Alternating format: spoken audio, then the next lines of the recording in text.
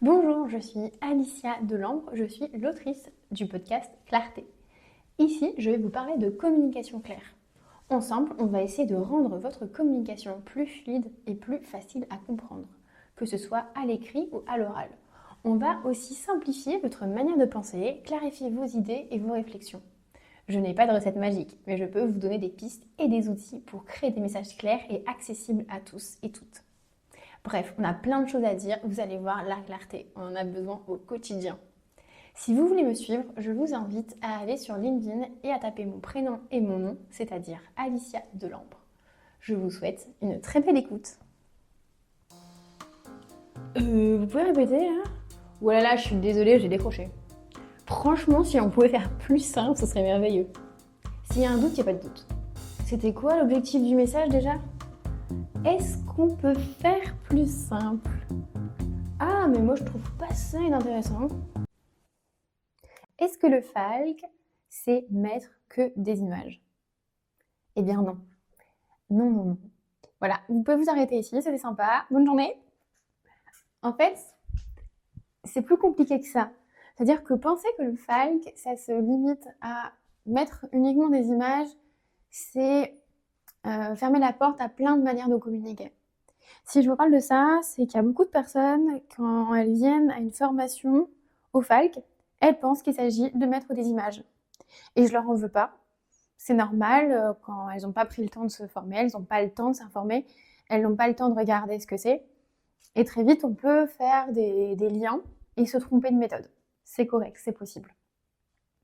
Et si vous êtes dans cette situation, eh bien, le podcast va vous aider à mieux comprendre ce que c'est.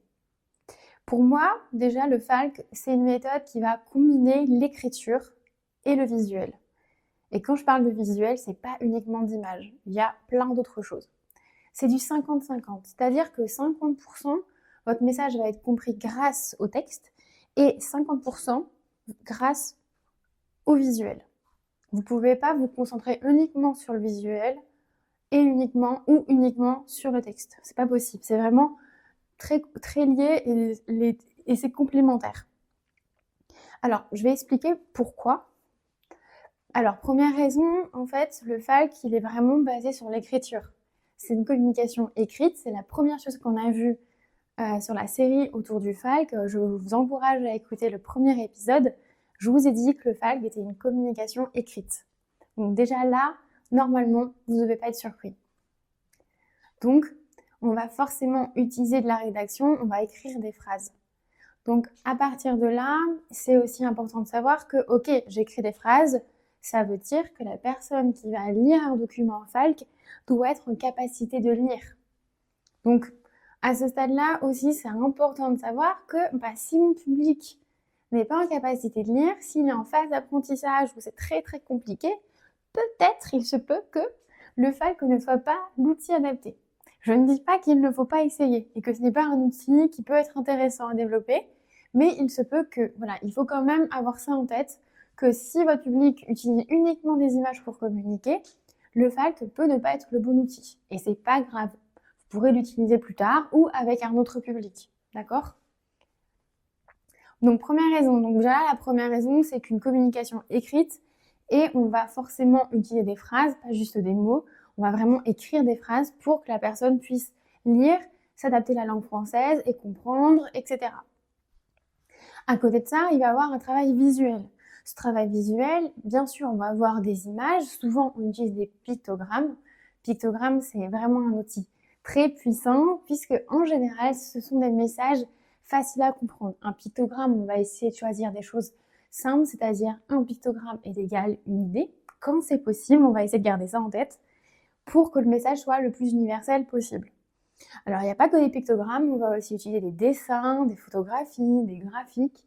Tout ça va permettre de rendre l'information facile à comprendre, de l'illustrer plus facilement et d'aider la personne à comprendre ce qui est écrit quand elle a des difficultés de lecture, des difficultés de compréhension. Donc là, on voit bien que l'image va venir compléter, va venir appuyer le texte. À côté de ça, on va avoir d'autres visuels.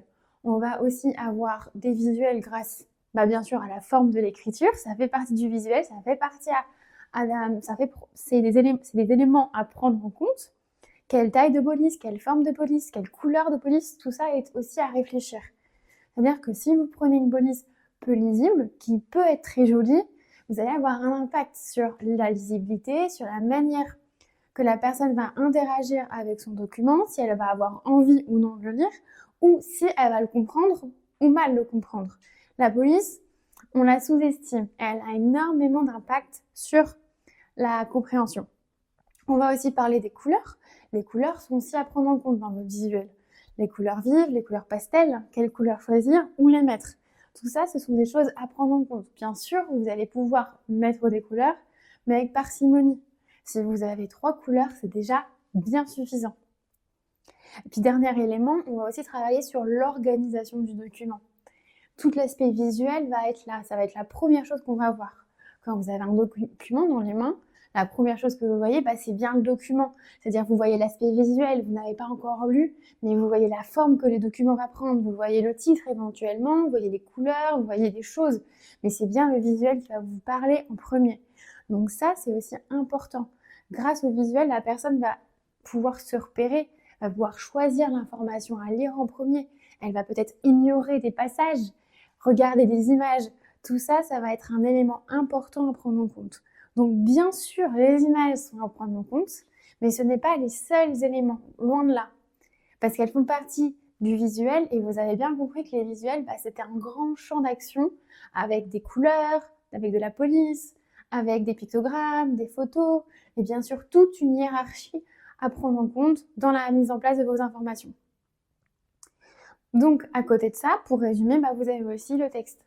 Et le texte va venir aussi appuyer l'image. Tout à l'heure, si vous vous souvenez bien, j'avais dit, si la personne va venir lire une image, elle va peut-être mieux comprendre l'information qu'elle a lue juste avant. Parce que l'image va peut-être venir la rassurer, l'informer. Mais l'inverse aussi est possible. C'est-à-dire que si j'utilise uniquement les images, peut-être que si besoin, je vais réussir à regarder, à lire à côté. En fait, c'est-à-dire que là, l'image va avoir une double fonction. Le FALC peut être lu de 2 manières différentes. Soit je lis uniquement mon texte et je viens chercher une image si j'en ai envie, si j'ai un problème pour lire, si je prononce pas correctement.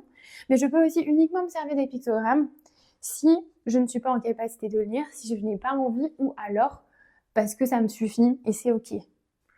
Dans ces cas-là, on peut éventuellement aller sur des documents personnalisés pour faire en sorte que la personne puisse se contenter des images et comprendre ce qu'on essaye de lui transmettre comme information. Ça, c'est possible.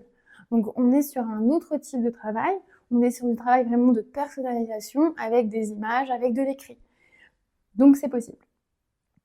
Tout ça pour dire que le fait que ce n'est pas que des images, on en met, mais on ne fait pas que ça.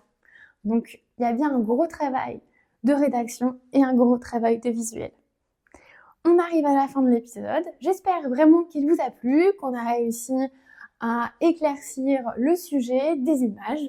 Si vous voulez me soutenir, la meilleure manière, c'est de suivre le podcast sur votre plateforme, donc sur Spotify ou sur Apple Podcast. Vous pouvez écrire un commentaire ou me suivre sur les réseaux sociaux. Je suis notamment active sur LinkedIn. Vous pouvez taper Alicia Delambre et je vous dis à très vite. Merci d'avoir écouté l'épisode jusqu'au bout. Je suis vraiment heureuse de savoir que vous vous intéressez au FALC. Merci vraiment. J'ai créé une vidéo qui s'appelle « Comment créer un document en FALC ». Dans cette vidéo, je vous explique pas à pas comment transformer un document compliqué en quelque chose de facile à lire et à comprendre. Pour la télécharger, il suffit de cliquer sur le lien dans les notes de l'épisode. Si l'épisode vous a plu, pensez à vous abonner au podcast Clarté et à m'envoyer un message sur LinkedIn. Vous pouvez me trouver sous le nom Alicia Delambre. Ça me fait toujours très plaisir de savoir que le podcast vous a plu.